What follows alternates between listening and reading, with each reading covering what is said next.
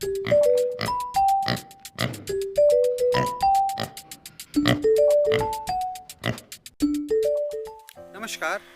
मैं सतीश अडवाणी स्वास्तिक फार्म पर आप सभी का हार्दिक स्वागत करता हूँ। हमारा टॉपिक रहने वाला है फीड सिलेक्शन और ये हमारे पिग्स के लिए क्यों इम्पोर्टेंट है। इसके रिलेटेड हमारे पास एक क्वेश्चन आया है कि पिग्स को हमेशा अच्छा फीड देने से क्या होता है और अगर गड़बड़ी होती है तो ग्रोथ में क्या असर होता है, ये हमारा क्वेश्चन है। मैं इस सवाल का जो जवाब देना चाहूँगा वो इस प्रकार है। पिग का जो फीड है वो हमारे फार्म का जो है वो रीढ़ की हड्डी है। अगर हम पिग को फीड प्रोवाइड करवाते हैं तो दो चीज़ें हैं, प्रोडक्टिविटी और एफसीआर। ये दोनों चीज़ें यानी कि हमारे फार्म निर्भर ही फीड पर करता है। हमारे फार्म का 80 to 90% जो हिस्सा है वो सिर्फ और सिर्फ फीड पर खर्च होता है हमारे फार्म का। और इसका आउटपुट ये है कि हम अगर फीड पर ध्यान नहीं देंगे तो हम बहुत सारी चीज़ें मिस कर देंगे जो हम पिगरी में करना चाहते हैं। जैसे कि हम आशा करते हैं कि हमारे फार्म पर औसतन 9-10 बच्चों का एवरेज आए, वो यहाँ पर संभव नहीं हो पाएगा अगर आप फीड को मेंटेन नहीं कर पा रहे हैं। और सबसे बड़ा खेल हमारा जो इंडियन क्लाइमेट के अनुसार जो हमारा टारगेट रहता है कि भाई 6.5-7 महीने में पशु 100 किलो का हो जाए, तो आप उस चीज़ को ब्रेक नहीं कर पाओगे, डेफिनेटली नहीं कर पाओगे। आप कुछ जुगाड़ लगाकर कोई फीड में कोई ऐसा जो है अनाज डाल रहे हैं या फिर ऐसी कोई चीज़ अल्टरनेट पर तौर पर दे रहे हैं जिससे आपके पशु का ग्रोथ नहीं बढ़ रहा है। देखो, आप इसको ट्रैक करते चले जाओ। आप किसी भी पशु को अगर आप फीड दे रहे हैं तो आप मान लीजिए आपने 15 पशुओं को ट्रायल लगाना है। आपने एक वजन के पशु लिए, औसतन आपने 30 किलो के पशु ले लिए, कोई 28 किलो का है, कोई 29 किलो का, कोई 32 किलो का, कोई 35 किलो का है। अब आपने सब पशुओं का जो है वो वजन लिया, पर्टिकुलर पशुओं का वजन लिया और आपने उन पर ट्रायल लगाना है। आप जिस फीड को एक्सपेरिमेंट करना चाहते हैं तो आप देखिए, आपने उन 15 दिनों का ट्रायल होना चाहिए ऑलमोस्ट। आपने 15 दिनों में उनको कितना फीड दिया, आप ये पर्टिकुलर वजन से तोलेंगे और उन पशुओं का आज क्या वजन है और उन पशुओं का 15 दिन बाद में क्या वजन है, उससे आपको पूरा आंकलन पता चल जाएगा कि आपके फीड का FCR कितना आ रहा है, यानी कि फीड कन्वर्जन रेशो आ क्या रहा है। अगर वो चीज़ आप ट्रैक नहीं करेंगे तो आप उसमें सफल नहीं हो पाएंगे। डेफिनेटली आपको वो आउटपुट नहीं मिल पाएगा जो आप पिग फार्मिंग करना चाहते हैं। फिर आप दोष देते हैं, अगर आप जो है पिग फार्मर है, आपके फार्म पर पशु कमज़ोर हो रहे हैं, अनीमिया के शिकार हो रहे हैं, सुकड़े हो रहे हैं, पशु बहुत ज़्यादा जो है वो पिचक गए हैं, तो आपका ऑब्वियसली सीधा सीधा आपके फीड जो है मैनेजमेंट में आपका बहुत बड़ा जो है वो इसमें खामी है, कमी है, परेशानी है।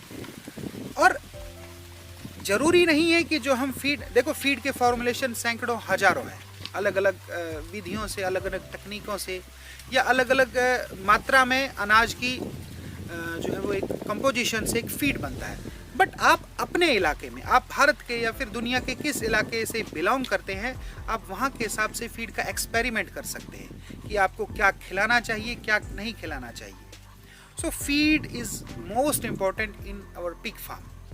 अगर आप फीड पर कंसंट्रेट नहीं करेंगे तो आप प्रॉफिट में नहीं जाएंगे। अगर आप फीड पर कंसंट्रेट करेंगे तो आपकी प्रॉफिटेबिलिटी डेफिनेटली बढ़ेगी, इसमें कोई दो राय नहीं है, कोई शंका नहीं है। आपके फार्म पर पशु बीमार रह रहे हैं, आपके फार्म पर प्रोडक्टिविटी रेट कम आ रहा है, आपके फार्म पर पशु का ग्रोथ रुक रहा है, आपके फार्म को आप प्रॉफिट नहीं ले पा रहे हैं, तो उसका सीधा सीधा मुख्य जो असर है, मेन जो असर है, देखो जो मेरा तजुर्बा है, अगर आपका फीड का जो है वो एक लेवल सही रहेगा, बैलेंस रहेगा फीड, तो आपके पशु बीमार भी नहीं होंगे। हम जो बार बार बीमारियों की बात करते हैं कि फलां पशु इतना बीमार हो गया, वो पशु बार बार ट्रीटमेंट ले रहा है, हम उसको बार बार इंजेक्शन लगा रहे हैं, तो आपके फीड में कुछ डालो दोस्त, आपको कुछ डालने की ज़रूरत है। अगर आप नहीं डालोगे तो आपको पशु बीमार होते चले जाएंगे और आप उसमें प्रॉफिटेबिलिटी कम लेंगे। सो मोटा मोटा आपको फीड पर फुली कंसंट्रेट करना चाहिए अगर आप एक फार्मिंग को बड़ा जो है वो प्रॉफिट में लेकर जाना चाहते हैं। तो इसके बाद में आप ये भी जानना चाहेंगे कि हम फीड पर इतना कंसंट्रेट कर रहे हैं, हम इतना जो है इस पर बात कर रहे हैं, तो इसमें क्या क्या ऐसी चीज़ें हैं जो होनी चाहिए और कौन कौन सा फीड हम जो है अप्लाई करें और कौन सा फीड हम अवॉइड करें। देखो, पिग्स का जो फीड है इस पर निर्भर करेगा जो माँ के गर्भाशय में जो बच्चे हैं उन बच्चों का स्वास्थ्य इस पर बहुत ही निर्भर करता है। अगर आप उसको देखो, मैं आपको एक चीज़ और क्लियर कर दूं, कि हम इसको वेस्ट फूड भी दे सकते हैं, हम उसको बैलेंस फीड भी दे सकते हैं। वेस्ट फूड का हम पर्टिकुलर उसमें कितना उसमें प्रोटीन है, कितना कार्बोहाइड्रेट है, या कितना विटामिन है, या कितने मिनरल्स हैं, वो हम उसको ट्रैक कर ही नहीं पाएंगे। देने को तो दे सकते हो। देखो, वेस्ट फूड पर भी बहुत लोग पिग फार्मिंग कर रहे हैं, बट उसका डिसएडवांटेज मैं बता देता हूँ। खासतौर जिस समय ब्रीडिंग वाली फीमेल्स होंगी, ब्रीडिंग वाली फीमेल्स को आप अगर वेस्ट फूड देंगे तो उनके बच्चों की संख्या कम होती है और उनके बच्चों के जिंदा रहने की संख्या भी बहुत कम हो जाती है। यानी कि मृत बच्चे या ममीफाइड बच्चे या बहुत ही कुपोषित बच्चे बाहर निकलने के आसार बहुत ज़्यादा बढ़ जाते हैं। अगर हम बात करते हैं ड्राई फीड की, ड्राई फीड नहीं, बैलेंस फीड की, क्योंकि ड्राई फीड तो कुछ भी हो सकता है। बैलेंस फीड मतलब कि आप मैनुअली उसको देखें कि आपके फार्म में जो है फीड का अलग अलग रेशो है। मीन्स आप छोटे बच्चों को अलग फीड दे रहे होंगे, बड़े पशुओं को अलग फीड दे रहे होंगे, ग्रोअर पशुओं को अलग फीड दे रहे होंगे, साव को अलग दे रहे होंगे, फिनिशर को अलग दे रहे होंगे। सबके अलग अलग कंपोजिशन रहते हैं, वो अलग अलग इलाके के अनुसार अलग अलग हो सकते हैं। परंतु मैं पर्सनली रिकमेंड करूंगा कि आपको ड्राई फीड में ज़्यादा जाना चाहिए। अब ये तो मैं जो है प्रजनन की बात हो गई, यानी कि माँ जब बच्चे देती है उसमें ड्राई फीड का महत्व हो गया। ओवरऑल आपके पशुओं में ड्राई फीड का क्या महत्व है? जैसे कि हम पिग्स को जानते हैं कि ये बहुत शानदार इसका FCR होता है, फीड कन्वर्जन रेशियो इसका बहुत अच्छा रहता है। तो फीड कन्वर्जन रेशियो अगर अच्छा है तो वो वेस्ट फूड पर इतना अच्छा नहीं आने वाला है। आप कंपेराइज कीजिए, आप देसी जो नस्ल हैं ये 100-100 किलो होने में 1.5 साल लगा देती हैं, 2-2 साल लगा देती हैं, क्योंकि ये बाहर शहर बाजार गांव में घूमते हैं। इनको नहीं पता है कि इनको कोई पर्टिकुलर भोजन मिलेगा या नहीं, ये लोग खुद तलाश करते हैं। बट यहाँ पर कुछ अलग मेथड्स अप्लाई होते हैं कमर्शियल फार्मिंग में, क्योंकि ये लाइव स्टॉक हम इसको as a commercially pig farming कर रहे हैं। यहाँ पर हम इसको भोजन का भी प्रबंधन हमने करना है, इसके रहन सहन का भी प्रबंधन हमने करना है, पानी का प्रबंधन भी हमने करना है, इसका दवाई दरमल भी हमने करना है, वैक्सीनेशन भी हमने देखना है। ये विदेशी नस्ल है। ये मैं खासतौर जो मेरा तजुर्बा रहा है वो लार्ज व्हाइट यॉर्कशायर में रहा है। तो उन मादाओं की अपेक्षा आप इनको कहीं कंपेराइज में खड़ा ही नहीं कर सकते हैं। वो पर्टिकुलर जो पशुओं का मालिक होगा उसको खुद नहीं पता है कि मेरा पशु अब कहाँ पर घूम रहा है, शहर के किस कोने में है, क्या खा रहा है, क्या पी रहा है। मैं बात कर रहा हूँ देसी पशुओं की। बट यहाँ पर आप कमर्शियल फार्मिंग कर रहे हैं तो आपको बैलेंस फीड देंगे, जिससे आपको फ़र्क क्या मिलेगा दोनों में मैं थोड़ा थोड़ा एक आपको औसत बता देता हूँ। देखिए, जो देसी नस्ल होती है उसमें औसतन आपको 5 से लेकर 6 बच्चे मिलते हैं और सर्वाइव रेट उसका इतना ज़्यादा अच्छा नहीं रहता है। हमारे इस लार्ज व्हाइट यॉर्कशायर में औसतन आपको 8 से 12 बच्चों का औसत आपको मिलता ही मिलता है, इसमें कोई दो राय नहीं है। अगर आप देसी नस्ल को अपने फार्म में, बैकयार्ड फार्मिंग में अगर पालते हैं तो उसमें 1 से लेकर 1.25 साल, कई सूरतों में 1.5 साल भी लग सकता है उसको वेस्ट फूड पर 100 किलो का होने में।